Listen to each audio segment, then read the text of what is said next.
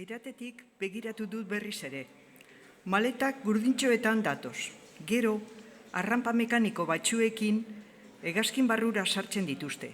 Neurea bilatu dut 100 maletenten artean, ezinezkoa. Hegazkinerako deia egin dute. Aurreko lorroetakoak sartu behar dira lehenik. Nire aulkia 59 zeda, itxaron egin beharko dut. Ekainak 6. Txerburgon ontxiratu gara transatlantikoan. Akitania bapore hau herri oso bat bezalakoa da. Madrilgo Palace hotela baino asko handiagoa. 1000 persona daude marinel eta zerbitzarien artean. Saloi ikusgarriak ditu eta galeriak paseo luzeekin.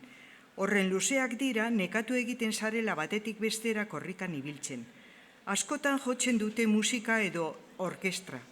Igerilekua dago igerian egiteko. Gimnasia egiteko saloia dago ariketa askorekin.